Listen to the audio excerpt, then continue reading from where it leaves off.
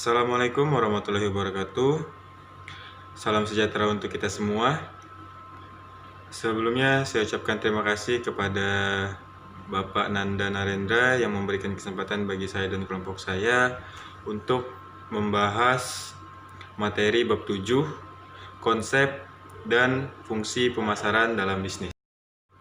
Sebelum dimulai, perkenalkan, nama saya Muhammad Iqbal dan anggota kelompok saya Putri Maharani, Desti Harasari, Muhammad Adika, Alfia Eka Putri, dan Erika Francisca Hars. Baik, langsung saja kita lanjut ke pembahasan tentang konsep dan fungsi pemasaran dalam bisnis. Yang pertama adalah pengertian dan konsep inti pemasaran.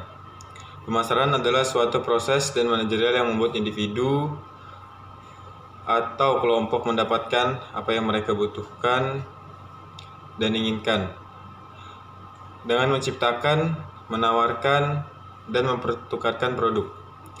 Ada beberapa definisi mengenai pemasaran. Di antaranya adalah yang pertama, menurut Philip Kotler, adalah pemasaran adalah kegiatan manusia yang diarahkan untuk memenuhi kebutuhan dan keinginan melalui proses pertukaran. Yang kedua, menurut Westenton, pemasaran adalah sistem keseluruhan dari kegiatan usaha yang ditujukan untuk merencanakan, menentukan harga, mempromosikan, dan mendistribusikan barang dan jasa yang dapat memuaskan kebutuhan pembeli maupun pembeli potensial. Konsep pemasaran merupakan hal yang sederhana dan secara intuisi merupakan filosofi yang menarik. Konsep ini menyatakan bahwa alasan keberadaan sosial ekonomi bagi suatu organisasi adalah memuaskan kebutuhan konsumen dan keinginan tersebut sesuai dengan sasaran perusahaan.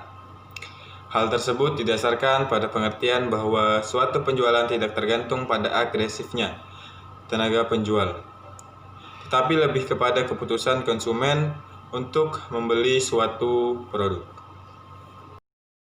Assalamualaikum warahmatullahi wabarakatuh. Perkenalkan, nama saya Muhammad Adika. Saya akan mempresentasikan tentang mengukur dan meramalkan permintaan pasar. Yang pertama, mengukur permintaan pasar adalah volume total yang akan dibelikan oleh kelompok pelanggan tertentu dalam wilayah geografis tertentu dalam periode waktu tertentu. Dalam perencanaan ada beberapa hal strategi yang harus dilakukan. Hal tersebut berhubung erat dengan sukses produk atau jasa perusahaan kita diambil pasar, yaitu satu, produk jasa. Pastikan bahwa cara mendapatkan dan menggunakan produk atau jasa kita dijelaskan dengan tepat kepada pelanggan, demikian juga manfaat-manfaatnya. Yang kedua, penawaran. Penawaran mungkin hanyalah salah satu unsur strategi tetapi dapat berpengaruh besar pada hasil-hasil yang akan kita capai. Yang ketiga, media. Melakukan promosi secara efisien mungkin dengan menggunakan iklan tercetak di surat kabar atau majalah. Yang keempat, pelaksanaan. Pelaksanaan yang kreativitas yang kreatif harus merupakan bagian yang fleksibel. Yang kelima, penentuan waktu. Seringkali cara yang paling baik untuk menyusun hal ini adalah menggunakan batas waktu khusus yang dipaksa kepada kita karena sifat produk atau jasa yang kita promosikan. Baik, saya di sini akan menjelaskan tentang meramal permintaan pasar. Permintaan dari pasar yang dimasuki oleh perusahaan itu seperti apa? Yaitu suatu pekerjaan yang perlu dilakukan oleh setiap manajer dalam perusahaan. Adapun prosedur yang dilaksanakan di dalam penyusunan peramalan permintaan pasar. Seperti pertama, analisis ekonomi. Yang kayak gimana? Yakni yang mengadakan proyeksi terhadap aspek-aspek makro, terutama aspek kependudukan dan pendapat. Yang kedua, analisis industri, yaitu analisis terhadap permintaan pasar dari seluruh perusahaan yang menghasilkan produk. Yang ketiga, analisis penjualan. Analisis penjualan yakni memperlihatkan sesuatu market positioning produk dalam struktur persaingan dan daripadanya dapat diketahui oleh market share produk tersebut. Yang keempat ada analisis peramalan permintaan di mana berkaitan dengan suatu perencanaan program pemasaran di masa yang akan datang.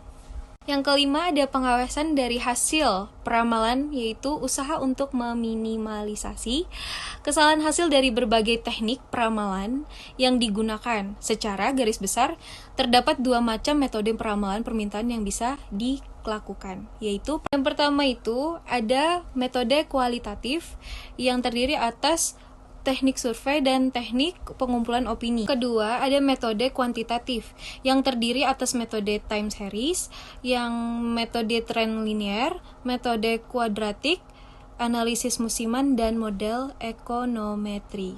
Terima kasih.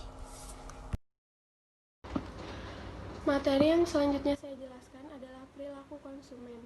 Pada dasarnya, perilaku konsumen merupakan tindakan atau perilaku termasuk di dalamnya aspek-aspek yang mempengaruhi tindakan itu, yang berhubungan dengan usaha untuk mendapatkan produk. Secara umum, definisi perilaku konsumen adalah interaksi dinamis antara pengaruh dan kognisi, perilaku dan kejadian di sekitar kita, di mana terdapat aspek pertukaran di dalamnya. Dari definisi umum tersebut, dapat diambil kesimpulan bahwa terdapat 3 faktor penting di dalam definisi tersebut, yaitu perilaku konsumen adalah dinamis, melibatkan interaksi antara pengaruh dan kognisi, perilaku dan kejadian sekitar, serta adanya aspek pertukaran. Di sini artinya dinamis adalah bahwa seorang individu konsumen, suatu komunitas konsumen, atau masyarakat luas akan selalu berubah bergerak sepanjang waktu.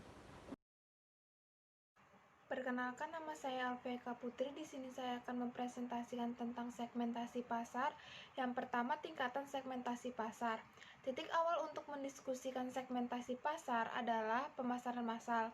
Alasan ini dilakukan karena pemasaran massal menciptakan pasar potensial terbesar yang menghasilkan biaya terendah dan berjuang pada harga yang lebih murah atau margin yang lebih tinggi. Sebagian besar perusahaan beralih ke pemasaran mikro. Pada suatu daerah, 4 tingkatan yaitu pemasaran segmen, pemasaran ceruk, pemasaran lokal, pemasaran perorangan atau individual. Yang kedua, pemasaran segmen. Segmen pasar terdiri dari kelompok pelanggan yang memiliki sekumpulan kebutuhan dan keinginan yang sama. Salah satu cara adalah mengidentifikasi segmen preferensi. Segmen preferensi terdiri atas yang pertama, preferensi homogen. Ada ketika semua konsumen mempunyai preferensi yang hampir sama, pasar tidak menunjukkan segmen alami. Yang kedua, preferensi terdifusi. Preferensi terdifusi mempunyai preferensi yang sangat bervariasi jika ada beberapa merek di pasar. Dan yang terakhir, preferensi kelompok. Preferensi ini dihasilkan ketika segmen pasar alami muncul dari kelompok konsumen dengan preferensi yang sama. Awal dari bisnis besar yaitu bisnis kecil. Bisnis kecil merupakan bisnis yang dioperasikan dan dimiliki secara independen dan tidak terlalu mendominasi pasar. Bisnis kecil memiliki kelompok bisnis utama, diantaranya jasa, konstruksi, keuangan, asuransi, dan grosir. Eceran praktikan secara transportasi, biasanya bisnis kecil dapat berkembang lebih cepat. Hal ini disebabkan oleh konsep pemasaran yang tepat dan pertimbangan yang cermat atas tiap-tiap elemen dan bauran pemasaran biasanya mencakup 4P, yaitu produk.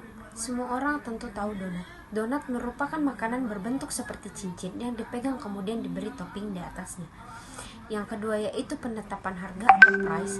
Penetapan harga adalah strategi menyeleksi harga yang paling tepat untuk menjual produk. Yang ketiga yaitu distribusi atau place.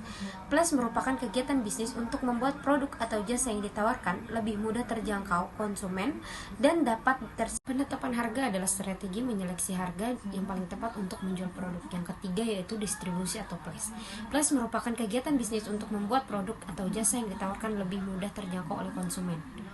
Yang keempat yaitu promotion adalah kegiatan untuk memperkenalkan sesuatu produk atau jasa kepada pasar sasaran untuk membangun persepsi pelanggan mengenai produk atau jasa yang ditawarkan. Sekian dari kelompok kami, kelompok 5. Saya ucapkan terima kasih kepada Pak Nanda dan teman-teman yang telah menyaksikan video ini. Saya harap apa yang saya sampaikan dan rekan-rekan saya menjadi manfaat bagi kita semua. Sekian, wassalamualaikum warahmatullahi wabarakatuh.